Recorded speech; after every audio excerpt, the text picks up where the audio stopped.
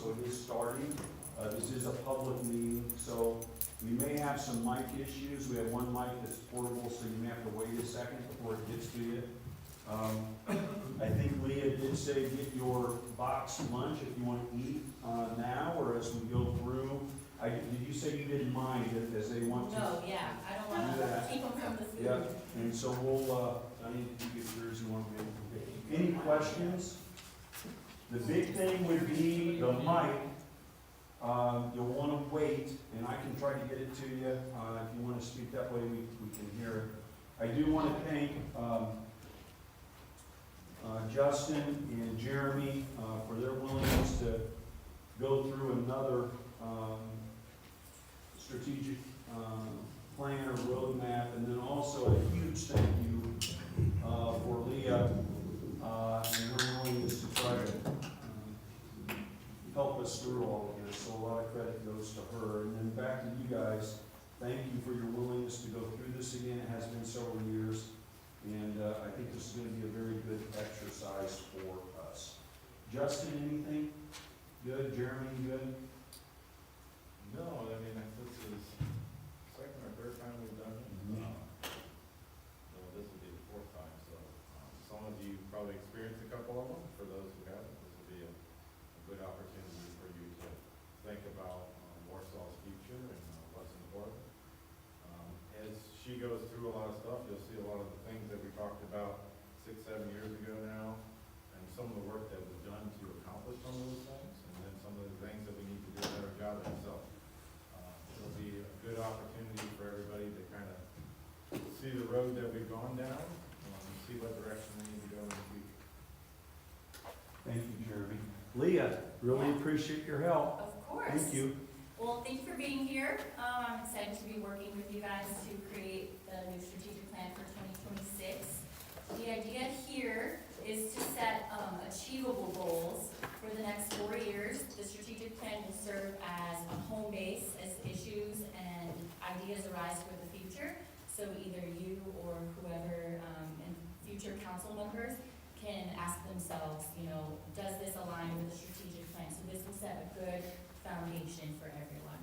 I know we have 6, we're missing Max today, but 6 individuals here. So I'm going to try and keep everyone on track. So I might kind of jump in and say, great idea, let's table that and let's bring it back to kind of staying on track today.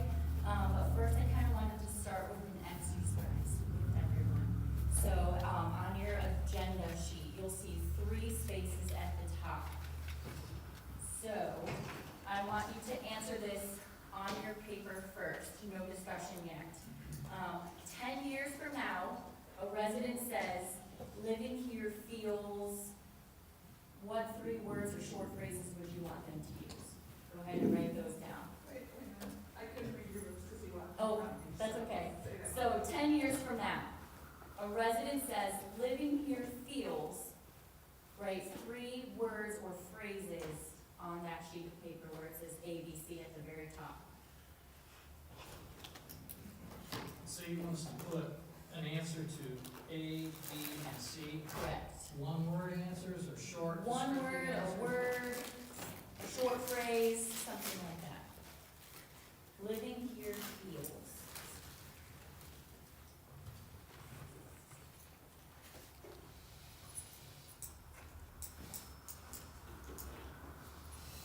What we want them to say.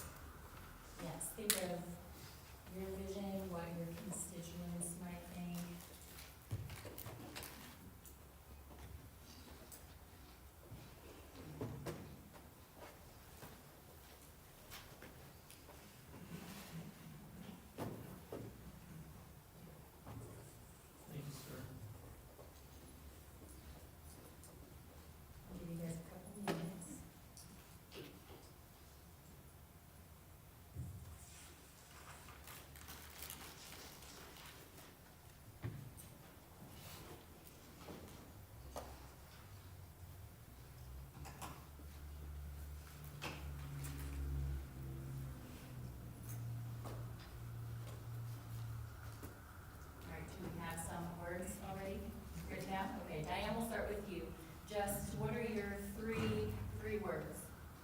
like home, exciting,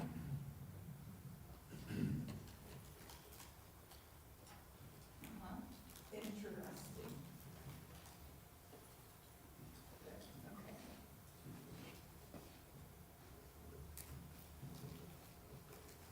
Did you have yours? Yeah, I put safe or peaceful, welcoming, and having a sense of purpose. Peaceful and welcoming were together. Safe and peaceful were together, Oh, sorry, okay. yeah, and then welcoming was its own separate one.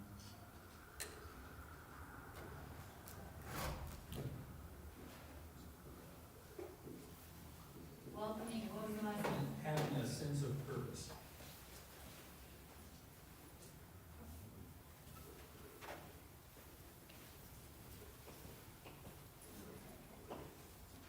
Cindy? Comfortable, Okay. full of opportunities.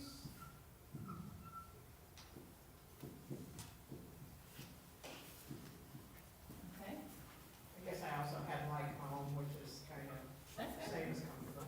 No, yeah, that's good.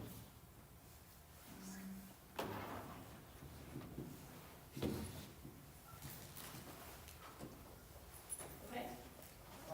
I have affordable, job opportunities, safe, like home, welcoming, so same.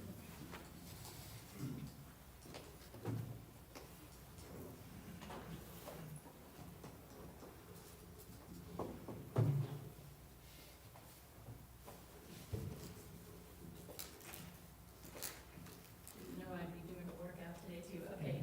Jerry, go ahead. You haven't thought of any? Okay, fine. Well, I'm not sure I really understood where to put it. I just wrote a few thoughts down. There's people that live here, people that pass through here, so I put, what a great little city. Ooh, okay. And I put, I'd like to come back here. Okay.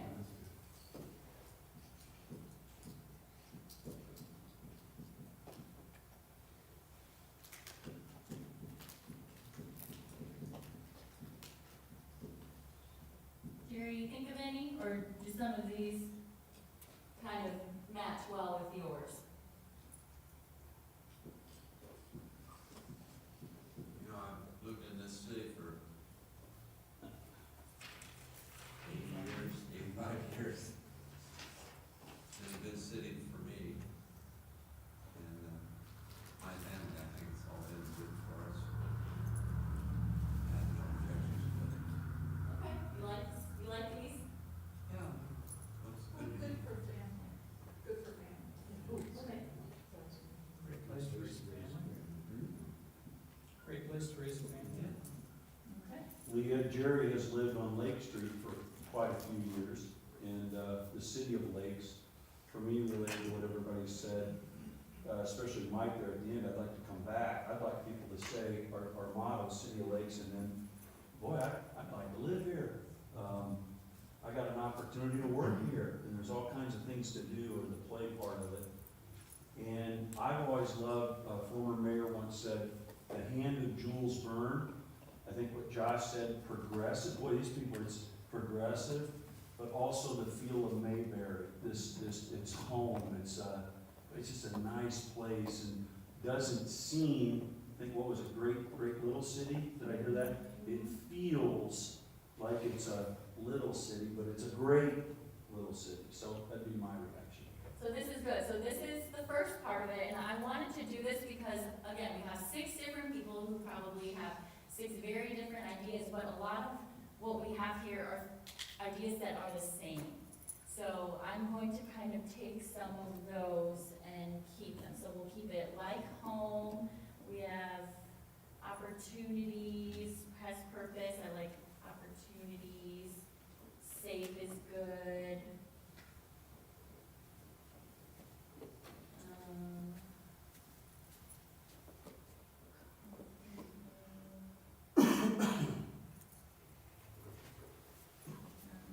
Good for family.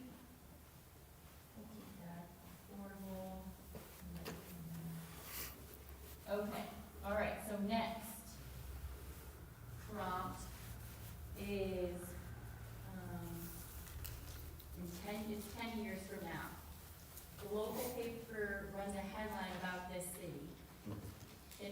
sentence, our community is known for what?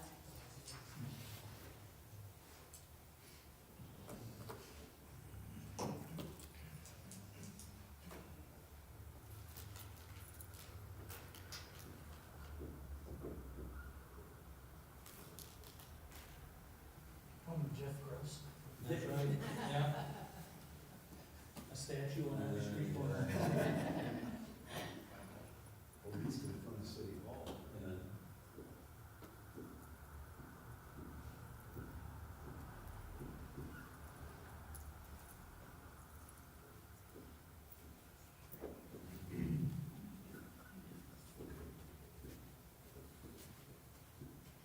What was the question again?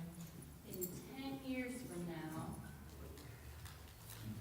a local paper runs a headline about, this city. Our community is known for what? Home inclusion. Okay.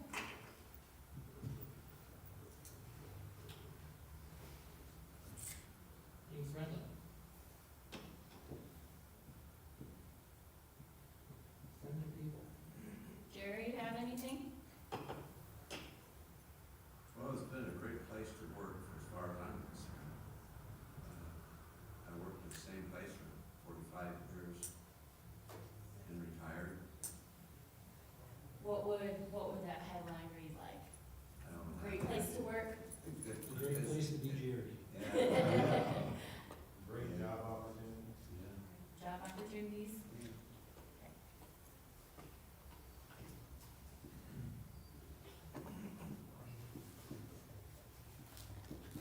Anyone else? I would say innovation. Okay, that's a good one. You know, Slate Auto. Yeah. Other types of things. I had some along those lines of those, both of those entrepreneurial spirits. Ooh, okay. That's kind of. That was what I needed to write down. That's not what I put, but I was trying to put that, what she said. Ditto. More than just the orthopedic capital in the world, med tech, ag tech, electric cars. There's more than bumps and. Agriculture. It's the ag and related to innovation, and we continue to evolve. We're this great city, but still hold on to, like Mike has said, that hometown feel, and back to Mayberry. It's just, everybody, it's just a nice place to live, nice people. I would say recreation too, with the parks and the lakes and everything. I think CCAC, we've got a lot of recreational activities. Good. You're gonna say that? Okay. All right. So, now the harder one that we kind of don't like to think about. Finish this sentence. Residents are frustrated because council failed to what? You mean it's our fault? Wait a minute. And I blame the mayor, it's the mayor's fault. Citizens are frustrated. Failed to put a grocery store in Yarmouth. No grocery store on the south side of town. Right. That's a big stuff. Here, here. One that comes up all the time is affordable housing. It's just getting so hard for people to afford a place to live. I would just say affordability in general. I think, a lot of things get taken for granted, right? Like I'm raising a young family right now, right? And so I love what everybody put, good for families, it's safe, it's welcoming. And frankly, it is all those things right now. I think we kind of look past that to some of the things that are a little more real, and I would agree completely, almost exclusively, what I hear is not, I don't want to say lack of affordability, but it just seems like things are continuing to be more expensive. But that's not just here. I understand that, but it still falls on our shoulders somewhat, right? So, Yeah, you know, I was in the gym last week and I heard someone It's squeaking. Oh, is it? venting. Yeah, maybe a little bit. Okay, I'll back that. Yeah. Sorry about that, Lee. As a realtor, the one thing that I've heard for 20 years, people that wanna buy a house or rent a house, they can go to Claypool or Milford or Pearson and find the same property for 30–40% less. So once you hit the city limits, it's a lot more expensive, which isn't all bad. It means that we have competition for housing. Sure. Okay. Affordable housing, anything else that you can think of? Well, I think one thing I hear where they may get frustrated with council and maybe the mayor on this is that people have expectations that we can force different businesses and so forth to come to our community, and they don't seem to understand that, you know, we can help position things via our zoning laws and everything. We can kind of dictate where they go, but we can't, well, I think it was mentioned a grocery store a while back, but I get people that say, well, why didn't you bring a grocery store, or why didn't you bring Chick-fil-A, or something like that? And I think they perceive that we have the power to do things that we can't really do. Yeah. Say the question again. Residents are frustrated because council failed to. Have a vision for the future. And I'm kind of zeroing in on some of our ordinances and our zoning. Okay. I know Justin has started that process. I think it's a process that we need to move on and move quicker than we are moving. Okay.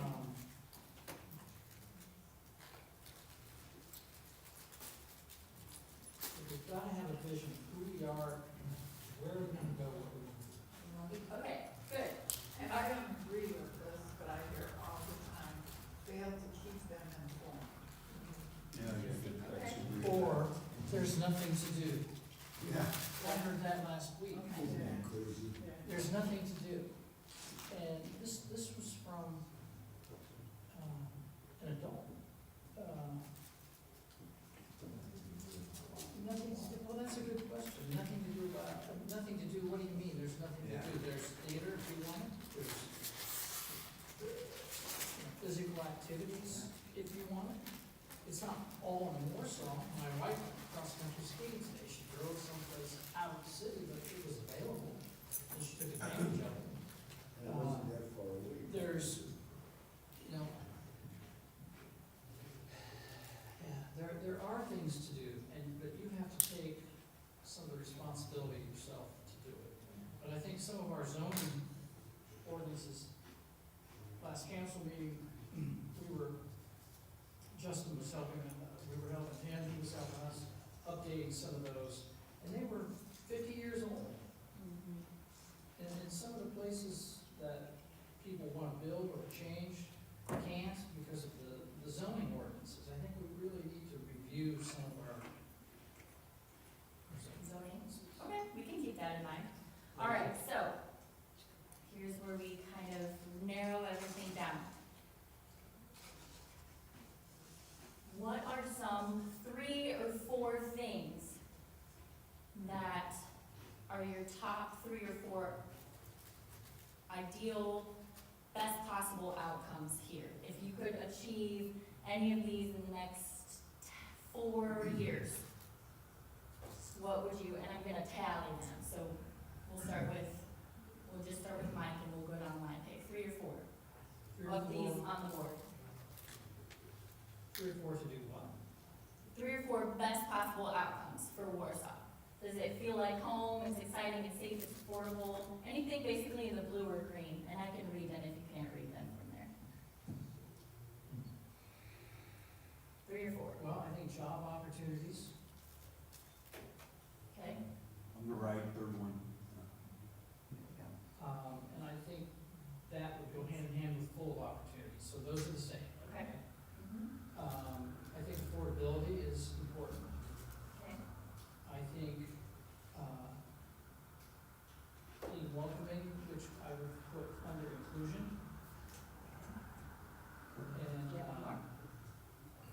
in the green or blue, Yep, and then recreation.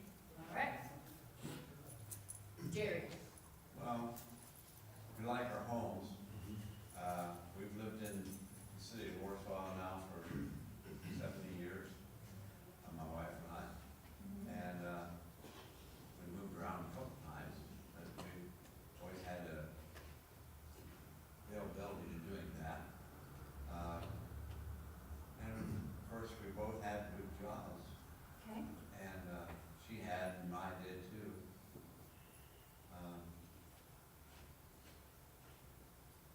And our kids had great chances of getting ahead, which they both have, and they've done very well in their future. My daughter lives in Frankfurt, Indiana, but she calls home every day. That's good. Do you have a third one?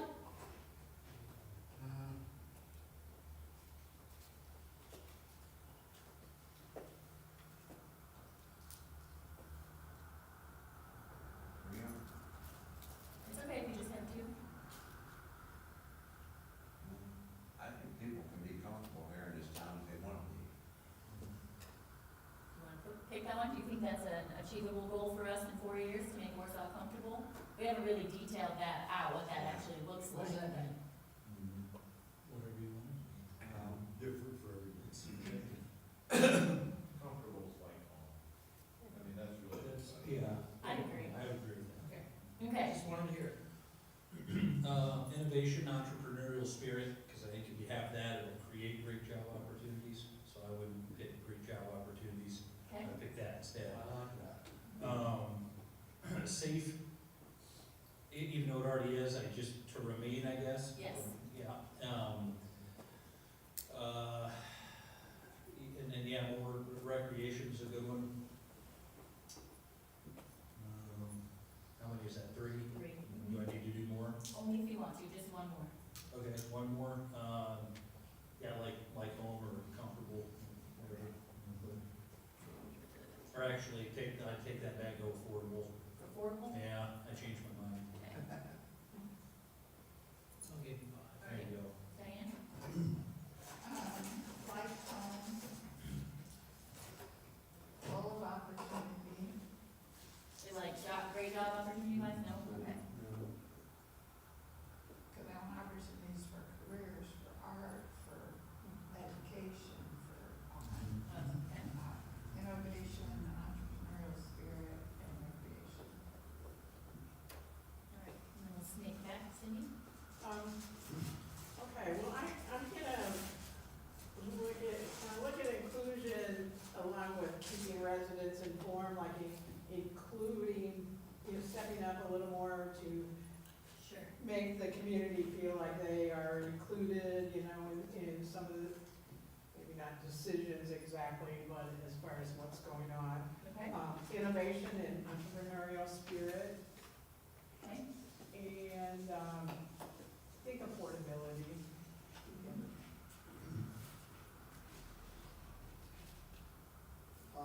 I think number one is safety. I know a lot of people move here from South Bend, Chicago, not just here, but in the county, because they don't feel safe living where they are. We are safe now, but if you go to the bike path and people get raped and whatever on the bike path, you don't need a bike path.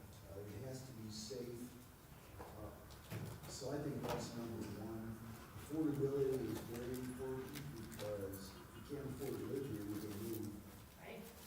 And the other thing is the job opportunities. If you can't find a job that gives you a decent lifestyle, then you really can't do it. Mayor? Like home,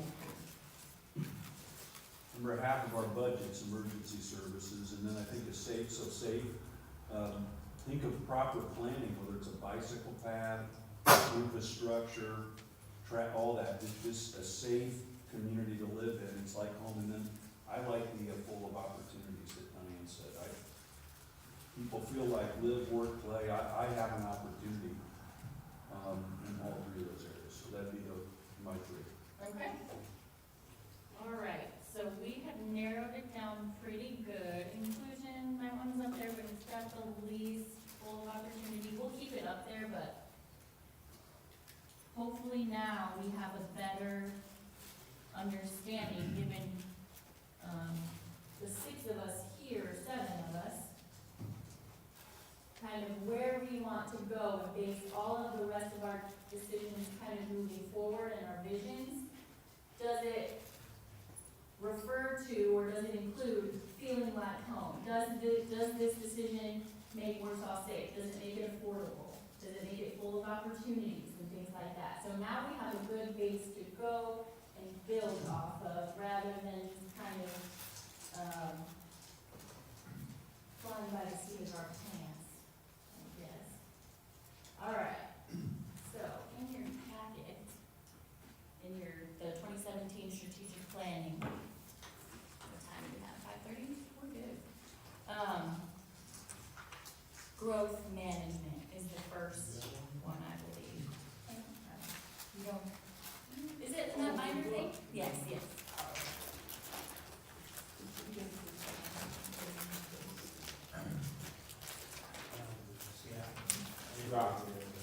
And then mine.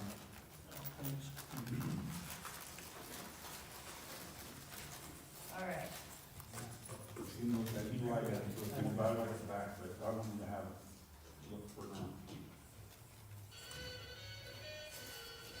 Sorry about that. Okay, so we're gonna do and use something called the SWOT method. We're gonna cover its strengths, weaknesses, opportunities, and threats. So going through growth management from 2017, what have we achieved, what have we not achieved? And actually, Justin, did you wanna go through the,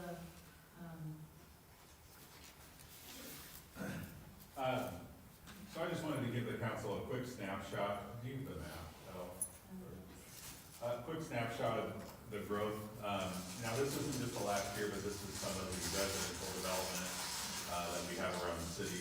So again, this is just a snapshot, and I wanted to present it via council district, just so you guys can see what's going on in each of your districts. So Jurgen, your District 1, there's 204 new units in District 1. You can see there with the key, where the red is where the growth is happening. And those are primarily single-family residential units. Josh, your District 2, you saw a growth of 527 units in your district. And 447 of those are single-family homes, and 80 of those are multifamily units. So again, we're on the blue there. Moving over to the orange, Mike's district, District 3, 102 units, that's Park Ridge South. If you could scroll down a little bit, Leah. You can see where that growth is. There are some more growth potentials on the south side, but as you can see, a lot of the red is on the northeast side of the city. Jerry, District 4, so we're moving into the red downtown. You can see that downtown we had 197 units. That's 62 units of single family, and these are developable lots. So we have this growth potential. And then 135 multifamily units that are going in downtown. And Diane, your District 5, that's the yellow up top. That's 176 single family and 72 multifamily units for a total of 248. So that brings our number of developable lots to just under 1,000. So we've got 991 developable lots. These will be built out over the next 5 to 10 years. There are some subdivisions that may go slower, some that may come online more quickly. But again, I just wanted to kind of give you guys a snapshot projection into how as a city we're growing. A lot of that stems into what Jeremy's doing with economic development, working with developers, extending utilities. A lot of it is permit review, with Leah's helping the city with that. So just wanted, again, to give you guys a vision for where we're going as far as our growth in the next few years. The two big red ones, are those actually in the city or just outside the city? Those are annexed in, so that is Bella Augusta and Alta Vista. So on the, I'm assuming you're talking about right there. Those two. so those are proposed subdivisions, the Bella Augusta Phase 5, which is, it's kind of hard to around here. So this subdivision is likely to be the next to develop. This is another one that, D.R. Horton is working on, so they're working on Greenbrier up north, but that's the next one that might come online after, Bella Augusta, and then this one at some point in the near future, hopefully, once the utilities are kind of worked out, so, and Jeremy's instrumental in getting those off the ground. And that's really it, I just wanted to share with, visually, help you guys understand where the projects are going in right now. Cool, thanks, Justin. Is that a, take that as an indication of future growth too? That is what that is. That's up to now, up to current time, that's future? That's future, that's Combination. not, that's, hang on, yeah. It's a combination of what's going up now and what will, likely in the near future. So it's a combination, I mean, you got Millworks is being built now, Right, Union Station's being built now. right. Bella Augusta is being built, Park Ridge South's being built. And all those are works in progress. My question is, past that, beyond that, do you, Some of that what's up there will be maybe a year or two down the road yet, Yeah. and if we're talking, so in that 4-year timeframe, yes, some of that will be in that 4-year timeframe. Towards the tail end of that 4-year timeframe, we need to be thinking about what's next. and that's my question, where do you see the future growth? I mean, looking into your crystal ball. Same areas? A little bit. It's not in my area. I would think rather they're the probably south maxed side. out down there. I would rather see some growth on the south side, and I've been pushing that for the better part of 6-7 years, but it's been a hard push, everybody wants to be north of 30. So I think the south side, I think to the west of Jared's district, we need to figure out what that future holds. There's a lot of homes out there that don't have sanitary sewer. Do we start to look at extending sewer out there so that we can push further west? I think that's probably something that needs to be planned for as well. Okay, that answers my question. Thanks. Okay, so before we get moving, I missed this last part. So this will be kind of what we refer back to as I was going back earlier, so affordability, we experience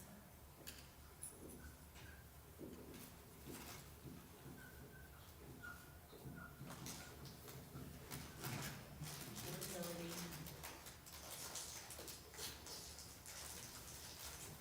And then we've got kind of 4 ties here. These innovation and entrepreneurial spirit and great job opportunities, I'm just gonna kind of lump those together. Opportunities, yeah.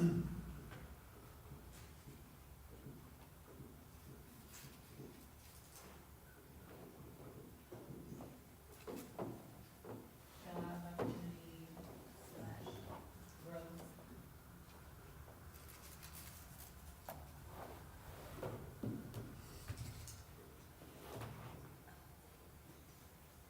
And then recreation and safe, I agree, I mean, what do you guys think? Recreation, safety, I feel like those are kind of both equally important. Mayor? Well, I mean, I think feeling like home and safety go together. Right. What did you say, Diane? Feeling like you're at home and Home and safety safe, go together. I agree. We can adjust this and put 4 up here. Affordability, job opportunities, growth, let's see. Safe activities. Not home alone. Safe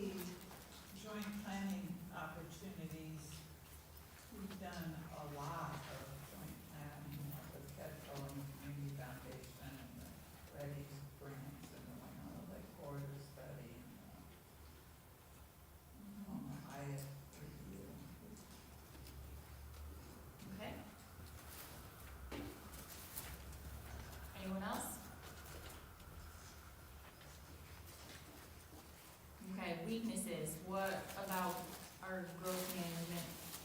Where were we? still have lots of areas without utilities. I'm thinking specifically of sewer. And especially thinking about like Rolling Hills that feeds directly into the lake and there aren't sewers out there that are septic. Section. Okay. On that same line, there's sidewalks, and I know several years back, there was some thought that each, council member would have a certain dollar amount, to deal with, and I know at that point in time, some of us have some suggestions about places where we would like to use that money for sidewalks, that we thought would be. So sidewalks slash like kind of walkability. Yeah, just something, specific from like the Wyndham Hotel, the Hampton and so forth.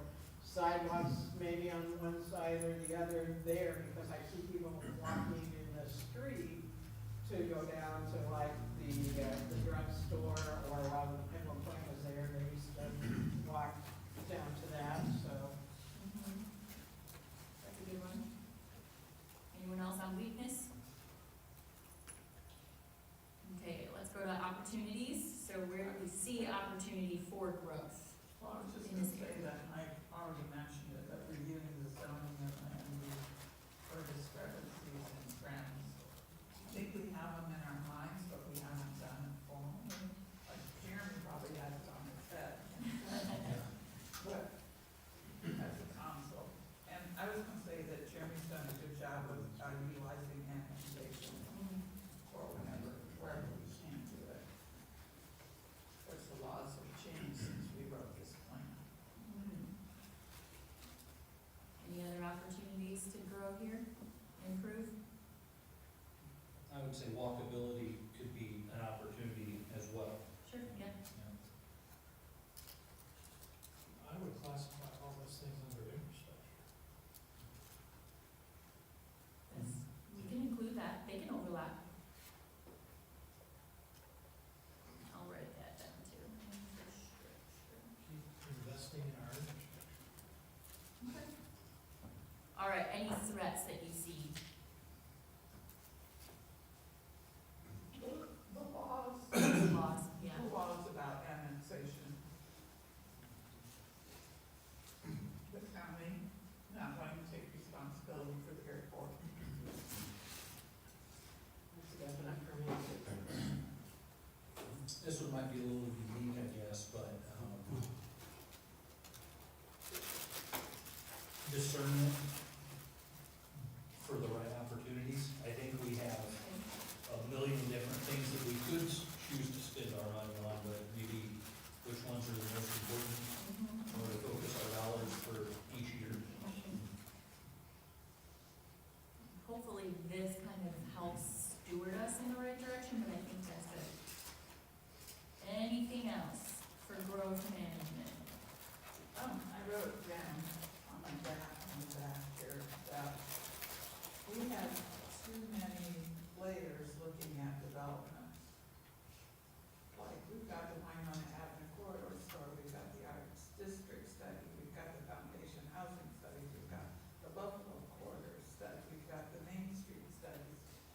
And they all have their own ideas about what Yeah. ought to be done, and somehow we have to coordinate those so we can do what you just said.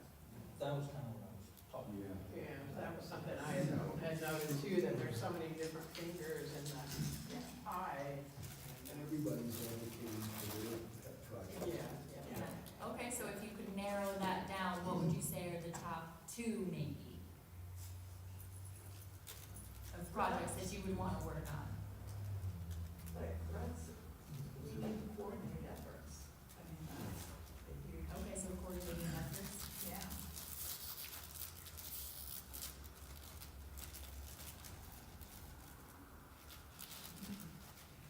Would the elimination of, edit tax, edit monies be incorrect? And I have to figure out how to make that up Yeah, I think somehow, that because you're that going to just falls continue under having a job. a threat would be outside forces, like, let's say changing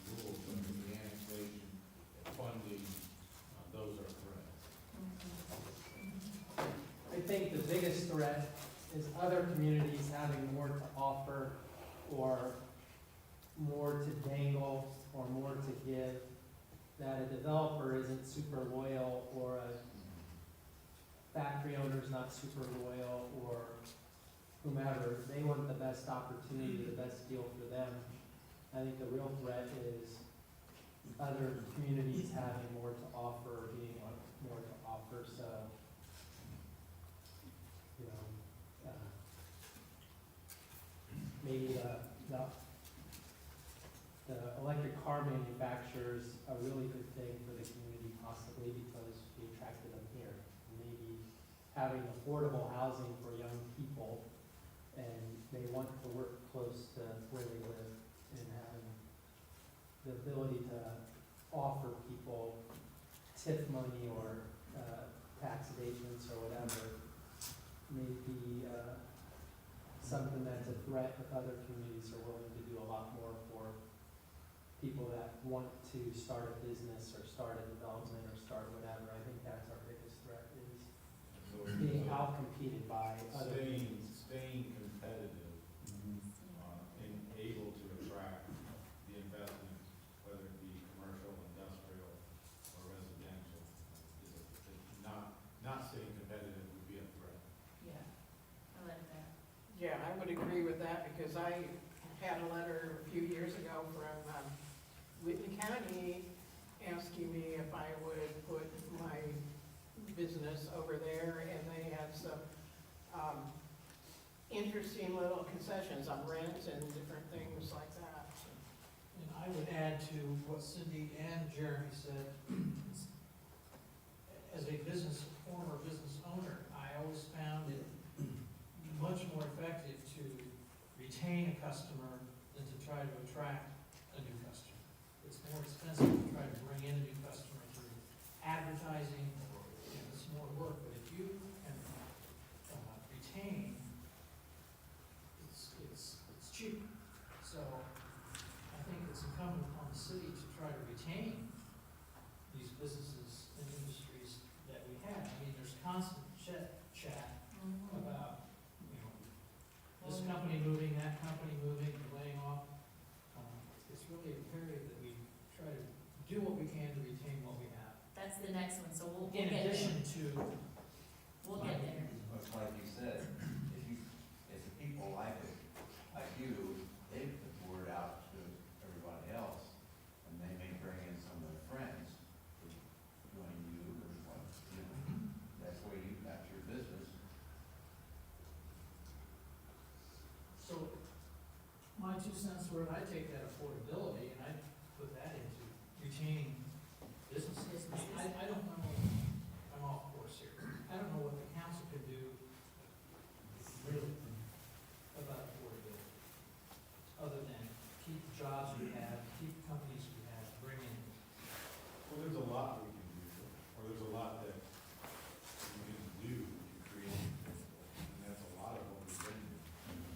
One thing that we need to do a better job, and we've done, focused on for the last 15 years, is creating opportunities, creating more units, right? How do you affect affordability? Flood the market. We live in a capitalist society, so if I have 10 homes to choose from versus one home, what's that one home price versus 10 homes? So part of what we need to do is create more housing, which is what we've been working on. The second part is take advantage of the incentives that we can give and that we get from other entities like the state.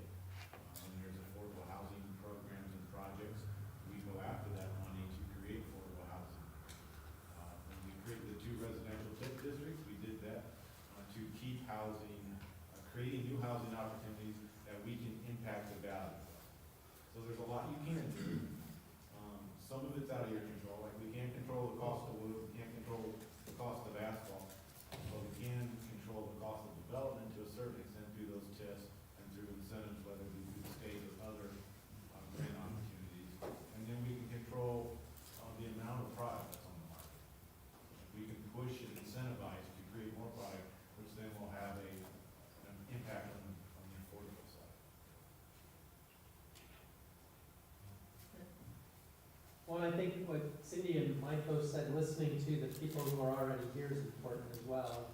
We need different parking, then respond with different parking, either parking drives or parking apps or whatever to help the vendors who are already here. If we need a DORA to attract more people to come downtown, if we need First Friday or First Thursday or whatever, Third Friday to help people encourage, come downtown. Listen to the people who are already here, reward them for making the contributions that they already have. I think that's really insightful from both of them to keep what we've got, because it's pretty good. Yeah, and just to piggyback off of what Jeremy was saying as well, the council's taken quite a few actions related to PUDs that have helped with this too. That's brought more affordable units in some of these subdivisions that were recently platted that didn't conform to R1 standards, but you were able to get a more dense, more affordable development through the ordinances we have in place. So whether you realize it or not, you guys have been pushing that affordability already. So that's really helpful. And I don't know if this is under here or not, but I think we're doing a better job at attracting industry than we are business. Okay? Business being. Business meaning like, Well, like retail. yeah, commercial. I assume that's what you meant, I just wanted to. Yes, clarify. thank you. I Like didn't know retail what you were commercial. saying. Yeah, yeah. And so, like, I mean, Jeremy can only do so much, and he's focused a lot on, you know, our tech park, on our industrial growth, on having shovel-ready sites, that kind of thing. So we haven't focused a lot on marketing ourselves as all those things. A great place to be, a great place to have people, you know, come in, a great place to live. What kind of more practical, just kind of getting into the weeds a little bit there, is what kind of practical ways would you want to market? I know Warsaw, anyway. Yeah, I mean, I don't think we have any position really dedicated to doing that. So, And so we don't make it a priority. It's not a priority.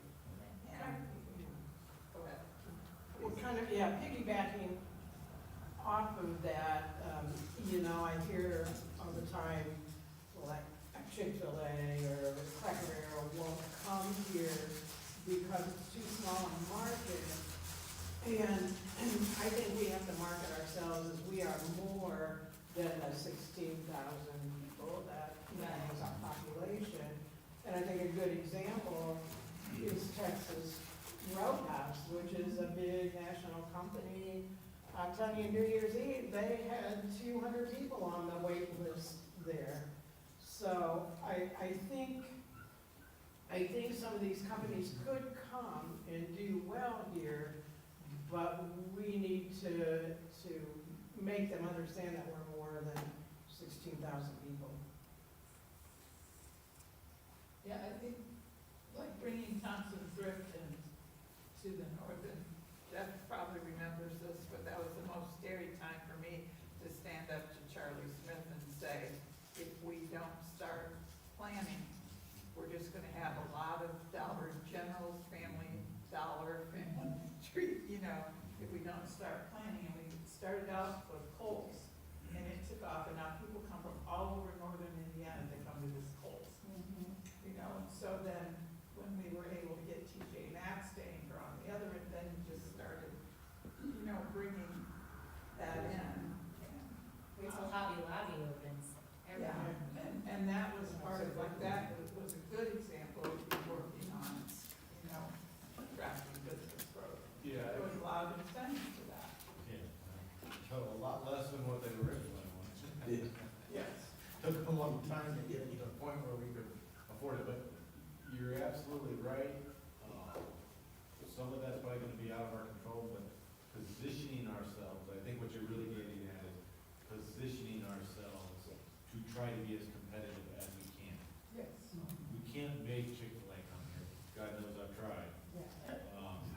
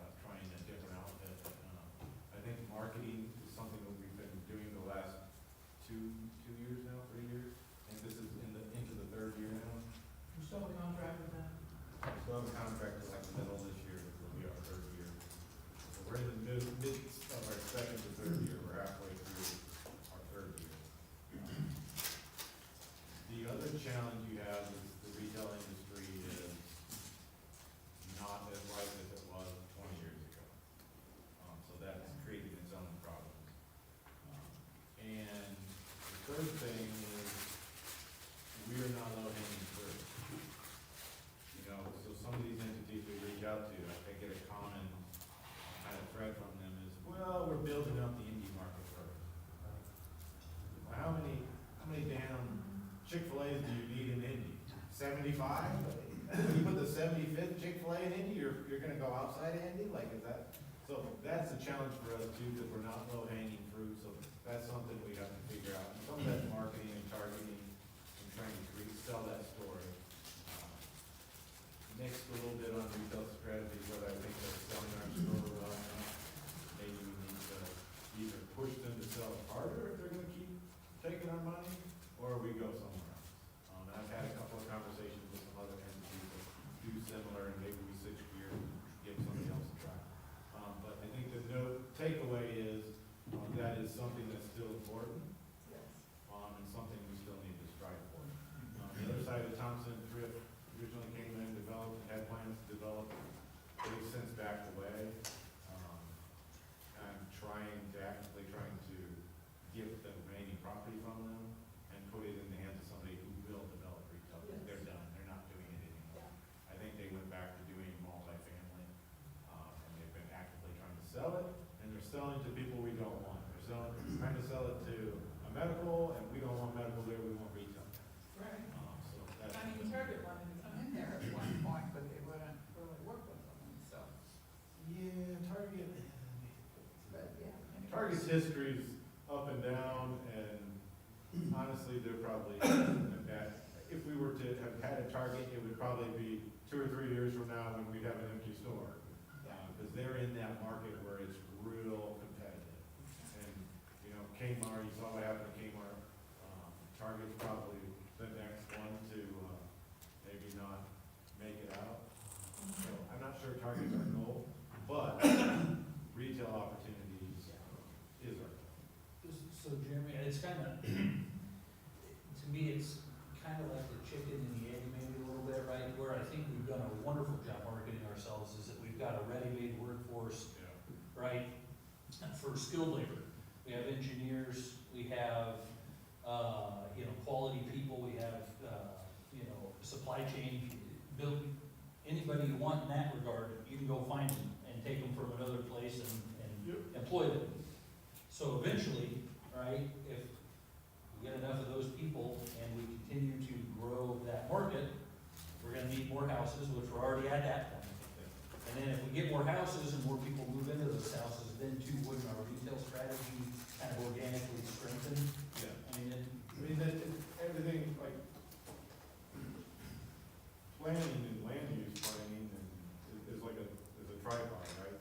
You gotta have jobs, you gotta have houses for people to live in, to go to the jobs, and you gotta have places for them to eat and buy the goods that they need to take care of, raise their family and live comfortably. So it's that tripod, and no one leg of that tripod is any more important than the other, but sometimes one impacts one. So if you create the jobs, you create the housing, which then drives the retail, right?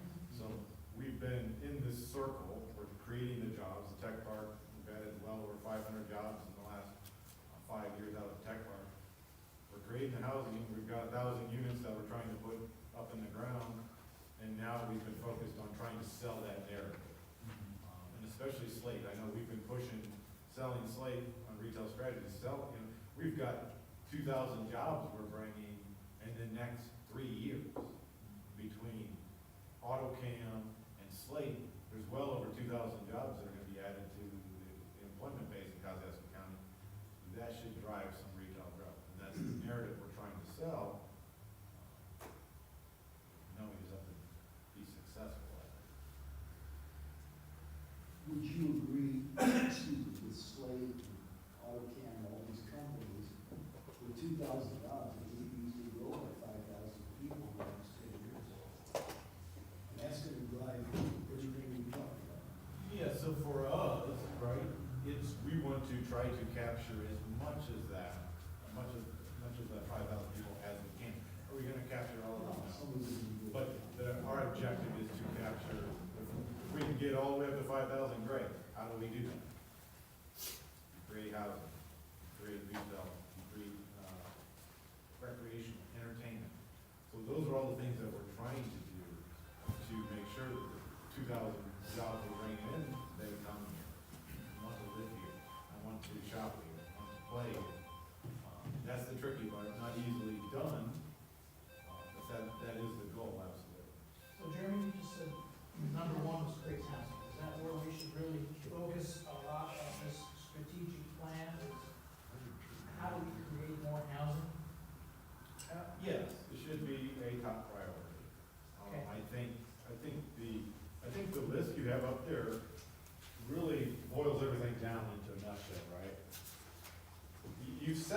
saying, you know what you want, I'm just trying to articulate it a little better. You know you want affordability, what's affordability? Creating housing opportunities, right? You know you want to continue to be innovative, create jobs, make this a place where people wanna go. What are we doing in the tech park, creating new jobs, whether it be Slater? And you know you want people to wanna be here. Why do they wanna be here? Well, there's recreational opportunities, there's retail shopping opportunities, there's entertainment. So it's all there. We just need to turn it into reality and put it in a plan so that when I bring something to you, you know why I'm bringing it to you.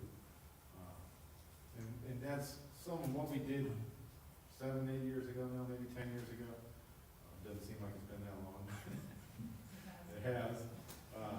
And so when you look through that, you should see it, because I went through this with our team, and I was kind of surprised. I was like, boy, we really have stuck to what we laid out. So really what we're doing here for the next couple of meetings is, how much of this have we accomplished? What can we do better? And what has changed that we need to maybe refocus some of our strategies? But I think what you come to the conclusion here is pretty much what we've been doing. It's not gonna be drastically different, but there may be better ways or some improved ways to create some different job opportunities. Do you extend it? Do we look at another area where we need some additional investment? Affordability, what market segments aren't we in? We've done a lot, right? We've got some single family, we've got some affordable, we've got some townhomes, we've had some mixed results on. What else can we do? Is there something else out there that we haven't focused on that we should focus on in the affordable? And then same thing with the activities and recreation and entertainment. We've done some things, that's a little harder nut to crack, but there's certainly some things we can do better.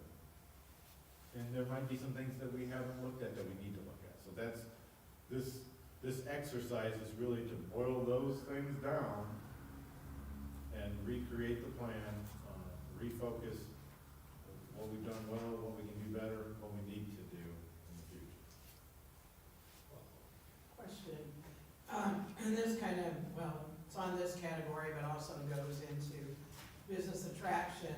I know we pay regular dues to TEDCO. How do they work together with us, or how effective is that for us? It is effective. So,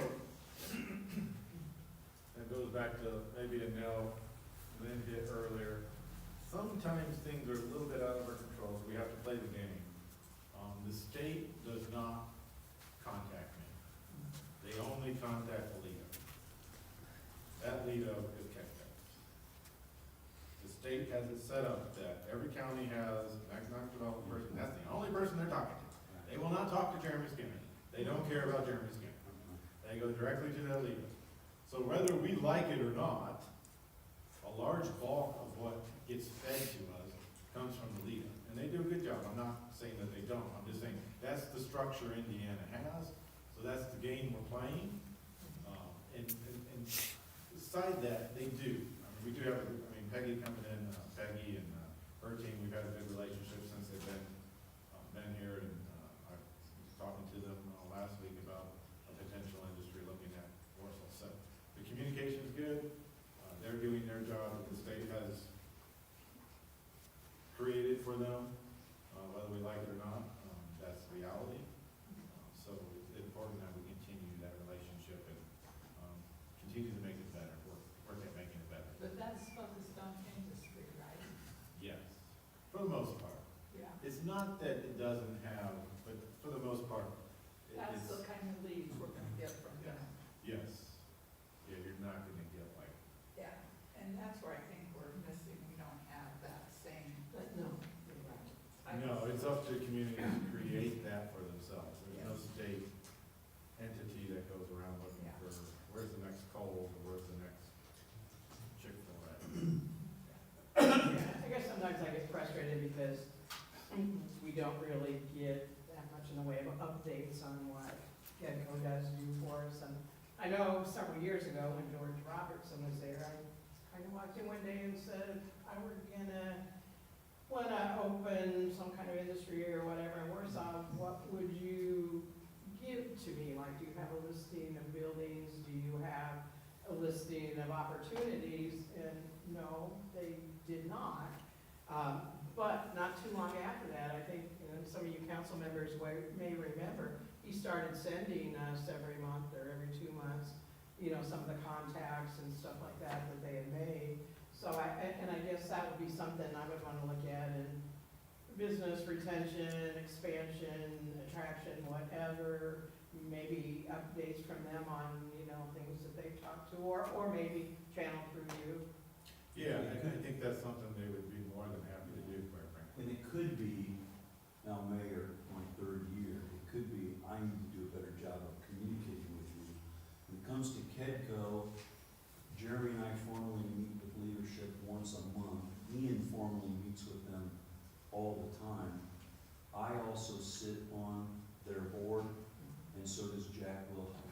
And so we are, or do have representation, and we're involved in the meetings. So that could be something that maybe I need to do a better job of communicating with you, what they are sharing, what they are doing, and the biggest leadership. Because you're right, there are a lot of dollars that are going their direction each year from the city of Warsaw. And it is one thing as council people that we get asked all the time, what business is going in up here, what are they building over here, what are they, you feel like an idiot, you're like, I don't know, I'm just finding Jeremy right now. Well, I will tell you though, that legal, sometimes, and I didn't know this, not allowed to share information. Yeah, I know. There's, you know, But yeah, when you ask if I can share it, I share. you know what I'm saying? So there's a lot of stuff that's happening though that we've been asked not to. But you're right, that can create frustration. But when the ground is broken Mhm. and they start to build, I think we should know. Yes, and that's communication from my office, I think, lack of And it. I think that's something that can come out in here. Maybe it's something that the planning department, my department does on maybe once a month. We say, hey, here's the projects that are under construction. Yeah, that would be Just helpful. simple as that. And that could just be in the info section of the council meeting. Maybe we just give Lynn, what's the Reports. reports, we just, you know, Just give it to 1-page report, hey, we've got 16 homes under construction, we've got, you know, millwork. Yeah, I continue on getting asked about Greenbrier, okay, how many of those homes are occupied, when are they gonna start on the DVD part of it, you know, what's going on, are they gonna make it that out on 300, you know? I get asked that probably twice a week, and I don't have those answers. So we can, I mean, that's something that can come out in here and we can talk about what's the best way to push that information out to you. I mean, there's always gonna be a time when you're not gonna know, but. And But if you can say, oh, I don't know, but I haven't got my monthly report yet, I'll let you know when, yeah, when I get it. when I get it. Jerry, you've done a great job with the industry. We brought in Slate and all these other companies, so that part is pretty well covered. We're talking about retention of retail businesses. I got a call last week from a company in town that's doing very well. They want to quadruple their square footage, and I said, you probably know what I'm talking about. And they have no idea where they can go. So is there some place somebody can go to get a list of all the available retail spaces? Does anybody track that at all? A That little would be bit, very helpful. a little bit. You do, in the downtown area, I think, Main Street has kind of lay of the land. Outside of that, it's a little bit harder to track. Mostly what I do for them is I'll look on, there's a couple of commercial, real estate websites, that usually have any kind of offerings, whether it's leasing or selling commercial property. Yeah, that information is not as readily available as. And it's hard for a resident business to find that information, because there really is no place they can go to get help.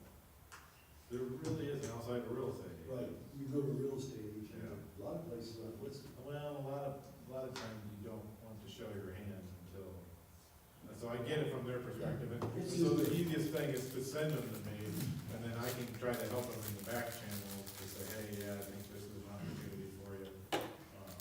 But you're right, it's not as easy in that realm as you think.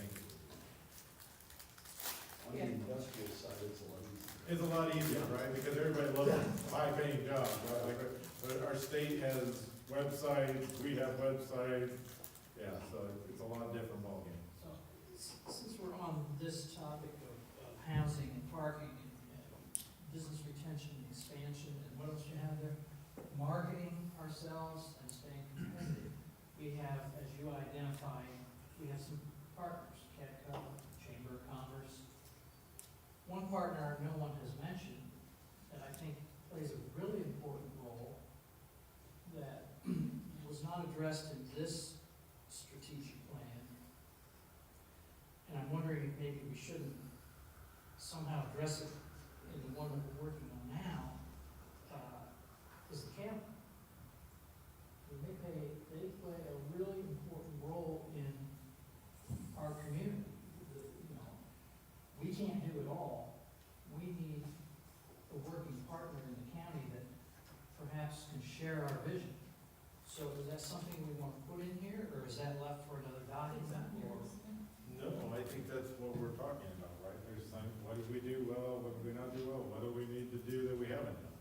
And that very well could be something that we really need to figure out how to get them to be more proactive and participate with the things that we have going on. And some of that may just be communication, maybe we're not communicating with them well enough. That's something we have to figure out. How do we get them to play a bigger role in what is going on in the county? I can tell you this, if you took Warsaw out of Kosciuszko County's lost population. If Warsaw's not here, they're losing population, they're not gaining population. So how do we get them to play? How do we get them to participate? How do we get them to see the importance of the things that we're doing? Not just us, that's Syracuse. How do we get them, maybe we can be the leader in that, and I think they've started to help some. But you're absolutely right, I think that's something that should be in there. It is under 1C. I don't know, it is, and that was one of the things I said, damn, we really didn't do a very good job of that. And we're still struggling with that, so, I think it does need to be in there. And maybe we need to figure out, as a collective whole, how do we create that I dynamic? think we need to create an atmosphere of we're all in the same boat, we need to be rowing in the same direction, Absolutely. because everybody benefits. They've benefited hugely from the things that we've done. They have, absolutely, no doubt about it. All right, I will make a note of that. Want to keep us on pace because we got just about Thank 40-ish minutes. Something else to keep in mind for affordable housing too, is it Jerry that brought in, manufactured housing units. And I was looking that up, there's a whole bunch, Michigan has a whole bunch of subdivisions of manufactured housing units, very, very good quality, very up-to-date stuff, so that's something that we can look into. I was like, I would be into one of those if it was, and so. Tiny homes. Tiny homes. So let's keep it rolling, because we've already kind of dipped into this one already. So business retention and expansion, which we've kind of touched on. Yeah. So we'll move on. Business attraction, that one's kind of the same thing, a little bit. I do have a question on that one. Yes. Under 2C, create mentoring and internship programs to connect Warsaw businesses to young talent. I don't see that as the responsibility of the city. Okay. That's just me personally. I think that we have the schools and we're one doing that. I could see us supporting those programs like we just agreed to, employ somebody. But I don't know that that is the responsibility of the municipality to create mentoring and internship programs. And that's that. So that was my question on it. It was like that one. Is that our responsibility or is it just a responsibility that we participate when we can? I could see it being the responsibility of a business. Anyone else have any other thoughts, rather than just the city? I mean, it's something that the city could encourage, like you said, and get behind, but give tax abatements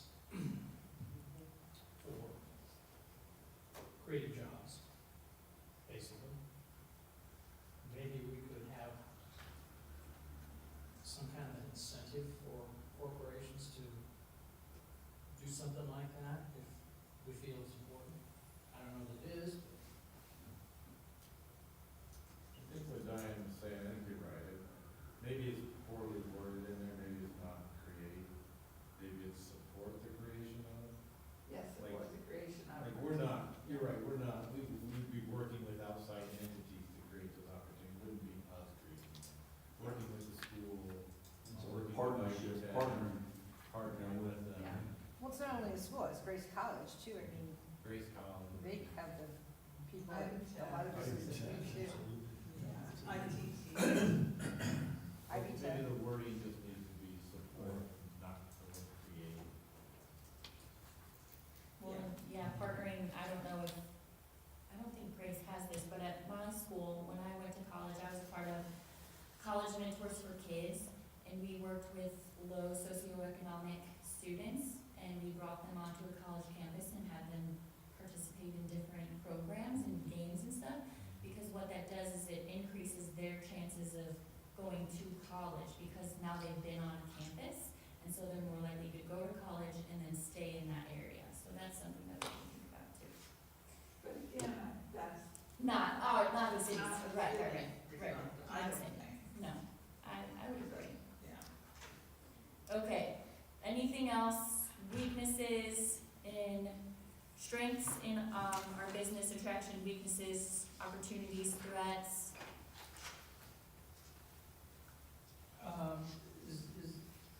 The airport is still very important for our community, for attracting and maintaining businesses. Okay. I think we need What about to the do as much airport? as we can to keep that airport viable and improve it. Okay.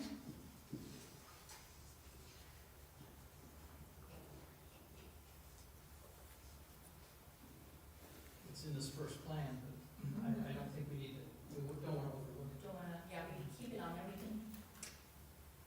Anything else? I think So making, Jeremy, does redevelopment have any plans to try to acquire some new developable land for new industrial TIF areas or residential TIF areas? Yeah, I mean, Does it need to be formalized? I think it needs to be stated that continue to look to the future for what's next for the industrial park, what's next for residential. I would agree. Yeah, I mean, we are, but yes, if you're asking me if I were in your seats, then yes, we need to continue to explore those opportunities, create new opportunities, continue to do the things that we have done successfully. If there's something that you see that maybe wasn't as productive, so we can look at how we change our approach to that. But we definitely need to continue to create economic development opportunities, residential opportunities, and commercial opportunities.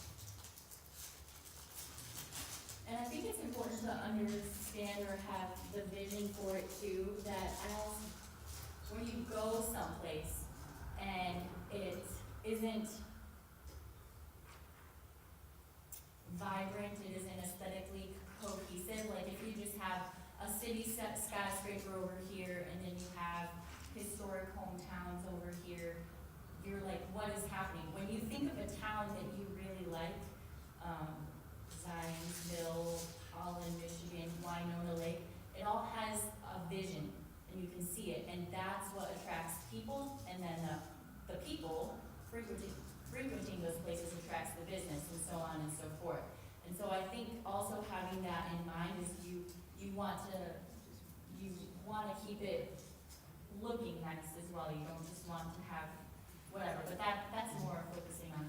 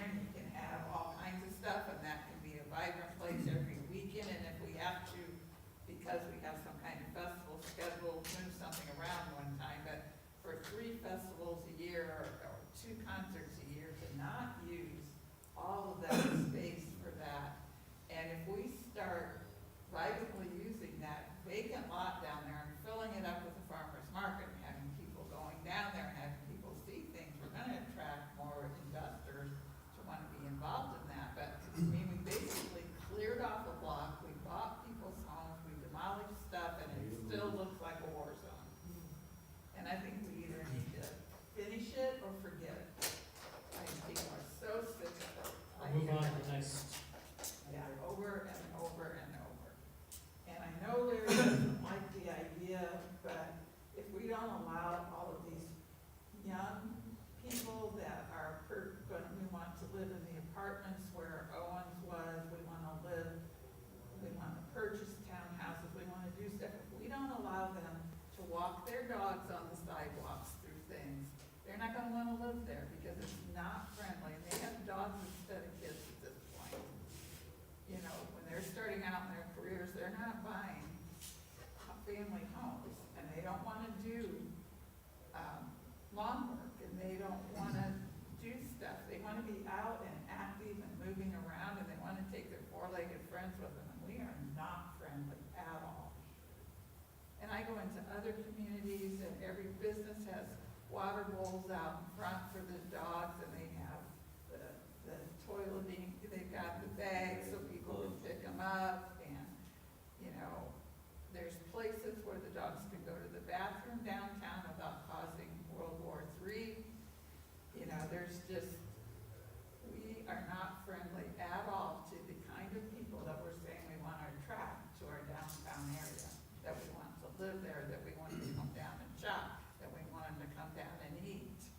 And the outside seating has helped with that, because you see people with their dogs and coming down and sitting outside and enjoying it. But I just think that Buffalo Street corridor is a big black mark. I agree, I get asked all the Well, it's totally underutilized. Jeff Plank had a great pride in building Central Park, and he and I talked about this several years ago. He couldn't believe that the farmer's market is where we spent $1 million across from the Zimmer Pavilion. That is set up for a farmer's market. There's a pavilion there, there's parking, and he couldn't believe that we still block off Center Street for a farmer's market. When he put that in the strategic plan to have the farmer's market there, and it hasn't been there once. And I think it discourages businesses from wanting to locate along Buffalo, along Market, along Center Street. The street's blocked off. People come to shop on Saturday, and they're not gonna come downtown to shop when it's blocked off down there. On the tropics. I think you are right. And remember that the farmer's market wants to be downtown, and they have to, well, no, let me finish. And they have to request to the Board of Works that they would like the road closure, and the Board of Works will either approve or deny that. And that is coming to the city review in less than a month, I know so that. for another Well, request. Diane, I think you make a good point, and I think it sounds like you guys all kind of feel that way. So the different approach would be, how do you incentivize, how do we incentivize them to go? Well, they want to be here because it's cheaper to be here than over in Winona Lake. So Yes, but but, you can play that game, and I'm not telling you not to play that game. right, but That's they're entirely not up to you. welcome down to the park. They've not been made to feel welcome. That's what I'm saying. How do we change that narrative? How do you change that narrative? Request that they move to. Well, what's not making them up? And I'm not gonna get into this detail, but I think the point of what you're trying to tell her is that's something you want to exist. Yeah, that's So, what some put people. that on the list. I tried. How we do that, we'll have to hatch that out. The priority goes on the list. We want to connect the downtown to down there. We think that's a good idea, but we need to start moving activities down there. And that's the part that we can do. We can't force a business to buy that lot yet, but we can start using it now instead of just letting it look. I can like go out, I can maybe a grade that big round circle, we can put electric in the ground, we can tell them, hook up your generators, pile your, there's a lot of things we can do. Yes, Put it on that, and then we can explore how we incentivize them to move down. and I think that'll help attract and maintain businesses too, At minimal cost. at minimal cost, yeah. Remember Buffalo Street, that efforts have been and continue to be made. I know By, that, I know, I'm just saying that it isn't like nothing's happening, but it's a huge, but we could do more. good We point. could start moving festivals that way, we could start moving Third Fridays that way, we could start setting up along that street, so we don't Jeff, there, we don't have any buildings there. We could start making it so that you walk from I'm with downtown. you and I agree on that. I just wanted to make sure if everybody on the phone I don't disagree, I Them think and we need you. to sell them on that. So I think step one is making it a priority, step two is how we figure out how to sell them. Because I've been in the conversations with Jeff and I've pushed the same thing, why aren't they in the park, like, what are we doing?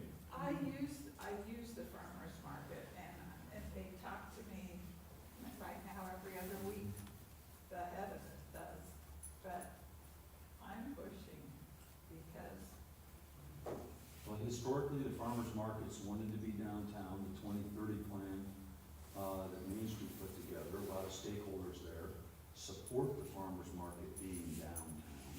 And so you have all these different forces at work. But again, that's why we're here, like Jeremy said, to reevaluate, is this what we want to continue doing, or do we want to make changes? The the strategic plan. businesses have changed along that street, along Buffalo, and along Center, and they don't want it there. They are telling us that all the time. It's good. Yeah, I'm not really, I'm not sure where Main Street Waterside came up with all that, because just from what I hear from a lot of merchants, they would be just as happy if they were in it. Yeah, I think some of it is, that's where the farmer's market wants to be. Yeah. So how do we change that narrative? But I think what Leah's looking for is that becomes point of objective we try to accomplish. But we're not gonna solve it here tonight. Right. It's great though, yeah, it's great. Okay, Cool. back to business attraction. Strengths, weaknesses, opportunities to do better. Any thoughts on those? More diversity in the food restaurants, which I don't know how you do that, but we have Mexican, we have American, we have a few Indian. And don't forget, we have Mexican. Oh, yeah, and Mexican, Mexican. couple of, Yeah. you need a pita way, that's what I'm trying to say, you need a pita way. Anybody wanna go in on a franchise with me? Which I don't know, how do you get other restaurants to come in here, I have no idea, but. I think we talked about it a little bit here, I mean, that's just the. I think going to, along with our activities and recreation, just other businesses like that, trying, attracting those types of things that we can do here to keep people here. Well, I think part of it, I mean, we touched on it already, we talked about the parking, and we're working on that. But we need to not have the streets blocked off all the time. Because those businesses are not going to attract people coming in from out of town on the weekends. The downtown businesses, they don't stand a chance, because people can't get there. Okay? And I will say, one of the more successful ventures that we've had downtown is a night where the streets are not blocked off. The Sippin' shops that we were doing on Friday nights, far more successful for me as a merchant than the Third Fridays or anything like that. And the people that come into my shop, a lot of them are coming from Goshen, Plymouth, they're coming from all around. They come to Warsaw to eat, and then they come to the businesses, so. So, more programs that address that type of. Yes. That are more retail oriented. And was nonprofit and entertainment stuff downtown, start moving it along that corridor, start moving it along the Buffalo corridor, start pushing it. Yeah, one of the fun First Fridays we had was when they took it down to Market Street that time. And that was a fun one, and, different locations and everything.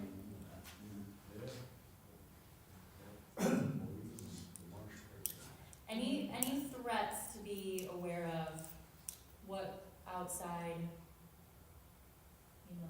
threats that could hinder our job growth and business attraction in that area? Anything you can think of?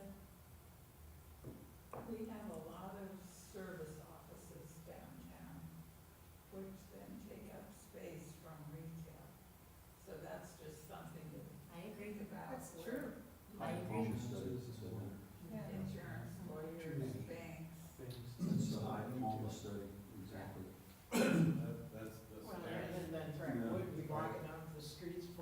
activities that really don't benefit the business. But the new parking ordinance should help. Well, I think what you're talking about, Diana, we can put is stacking, right? Yes. So retail, first floor, office, second floor, residential, third floor. That's the model that you're always trying to shoot for. So how do we do a better job of incentivizing and stacking that? Yes. Well, you can have anything you want to on a second or third floor, but if you don't have easy access for everybody, then no one's gonna come and use those places. Yeah, Like, but how do we incentivize? I can tell you right now, I'll be bringing something that puts residential on the second and third floor. So we're gonna incentivize that. We can do the same thing with retail, same thing with office. Those are the things that we're talking about. So we make it a goal, and then I will bring to you the opportunities to incentivize that. So we get the outcome that we want. so like a elevator fund is what I, elevator fund? Maybe. Instead of an awning fund. Or we go out and market and say, you know, we're a partner in the development by I can't go to reducing some that meetings cost. at Cutco, they don't want me to, 'cause they can't get up the Now stairs. you can.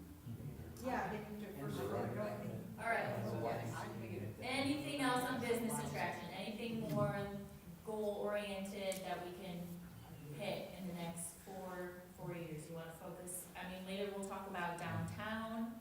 I was just gonna say, is it business attractions just downtown or all over? We'll talk about downtown specifically later, but if you wanna hit on it now.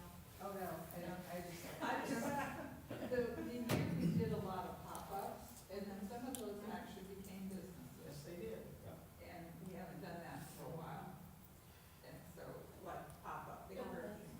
Yeah. So it's kind of like an incubator for businesses, pop-ups are. And that's where I think maybe we need to push Main Street Warsaw a little bit more, that we maybe need to have some guidance or whatever for some of the things that we want to see happen in our downtown retail. Yeah, so I think you make that the goal, and then you allow me to take your vision and incentivize it, which is kind of what we're doing, right? Like, I'm giving them money to create downtown opportunities. I can tell them, these are I want pop-up shops, I Yeah. want the sip-in shops. These are the things that we want to incentivize.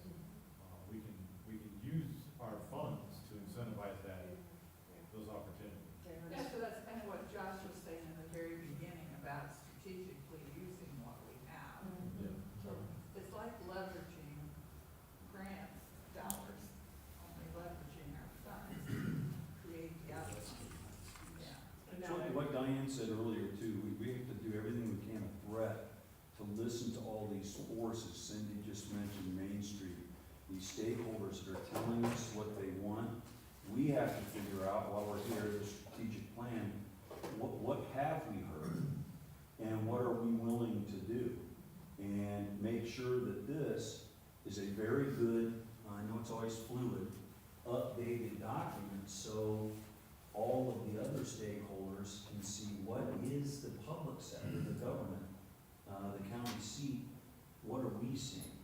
Each of you in here, other than Cindy, represent over 3,000 people. Each of you in different parts of the city, and Cindy and Jack, the entire city. What do we see? What do we want because of what we've heard? You know, it's just back to the farmer's market wants this, Main Street wants it, you get the idea that we just talked about. We have to decide, how are we going to represent these stakeholders?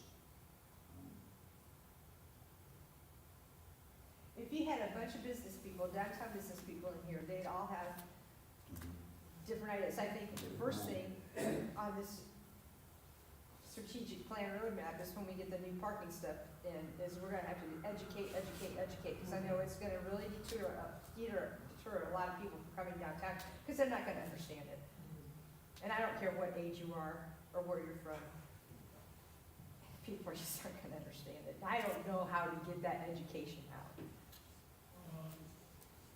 Change. Change is tough, but once you experience it a couple of times. It's not gonna be that hard. It's not gonna be that hard, but it's like roundabouts. Remember the first roundabout we put in? Cars going the wrong way. That was one of those public We've got past that.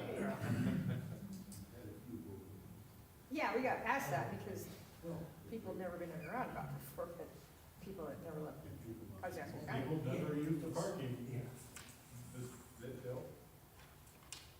think the thing we can do is help them through the process, through education, giving them an opportunity to learn, not penalize early on.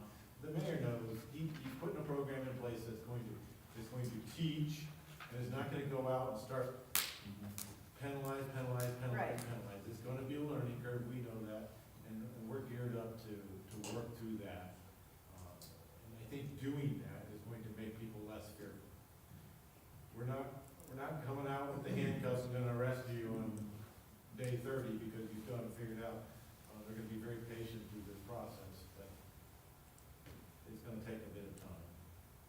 is it gonna be patience for everybody, even people that are constantly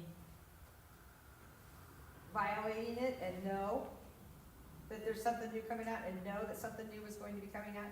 You're still gonna have the same people parking in the same place every other week?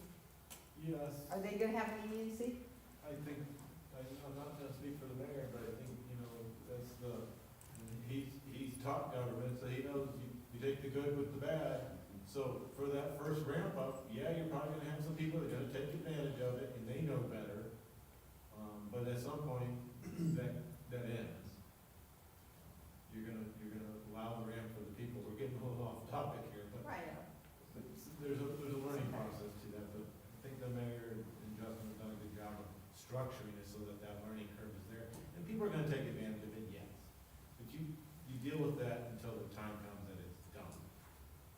And I think the great thing that the council has done, and we gotta look at code tonight, is they're really, like, Lynn's saying, there is no change to the parking. The first 2 hours are free, so it's the same thing. The only thing that will happen is if you break that rule, we're very likely going to be enforcing, that breaking of the rule. And then also I would argue the great thing about it is you guys have also agreed to, instead of worrying about car shuffling or a $10 or $20, now a $25 fine, you can start a parking session for $3. You don't have to play musical chairs. And so I would argue the change, there is no change, other than if you make a code or make a law, like Jeremy said, it's called the executive branch. You have to enforce it. Otherwise, why are you making the laws or the rules? And so I'm hoping that will be a positive thing, positive message for the downtown and the community. But again, the great thing is we'll know in 6 to 12 months how that works. But again, that's reacting to downtown stakeholders and doing the best we can as a public entity to do a better job, something that we haven't done in my 25 years. This is probably one of the biggest changes, even though there isn't a lot of change to it, other than you're gonna enforce code, in my 25 years. And you deserve a lot of credit for it. Justin, working through with countless stakeholders, and then now here with you guys to make it better. That's the goal. Okay, well, we obviously are not gonna get through this in one. We're doing great. Sorry. We knew I that. actually think we're business attraction, we're pretty much done with neighborhood revitalization. We've talked about that, communication. I We don't, haven't done any of this stuff. Mhm.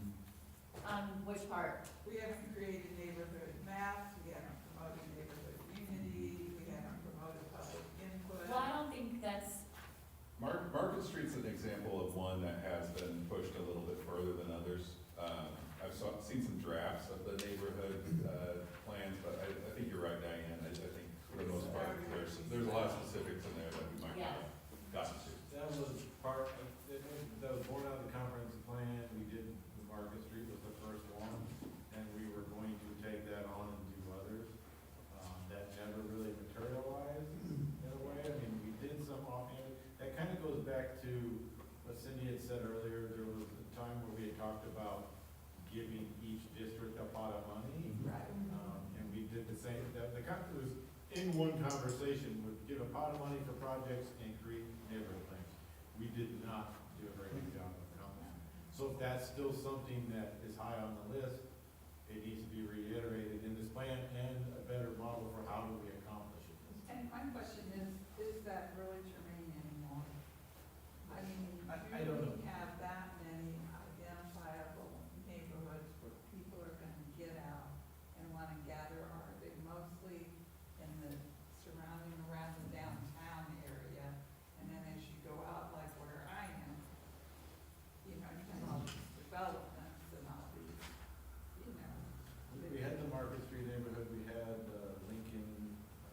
For a neighborhood. while, they tried to do that, then they got into some controversial stuff. I mean, Justin asked us for sidewalk recommendations, but everything that we recommended, he told us it was too expensive. Because we wanted sidewalks in places where there are none, so we had to start from scratch. And so it was like that kind of fell flat, because there wasn't. Well, that goes back to, they were in tandem, and we did not do a big, there was, at one point I know, and you guys will have to discuss this, it was like, we're gonna give each district like $50,000 or $100,000. 50,000. $50,000, That was enough here, money to what do you want? And that's where you say, well, I want a sidewalk here. That's where the money's gonna go. We did, but he said, no, it was too expensive. Like in my area, there's so many, Who, I'm sorry, Dustin, because there's so many places where there's no sidewalks, and so it has to be started. yeah, and I think that goes back to you as a group and the mayor, you put it in the plan, he executes the plan. So whether, so take Dustin out of the picture, I understand what you're saying. Yeah, but I'm saying, I put down, why didn't this work? Like, that was my question. I was trying to think through, why didn't it work? Well, there Yeah. wasn't enough money.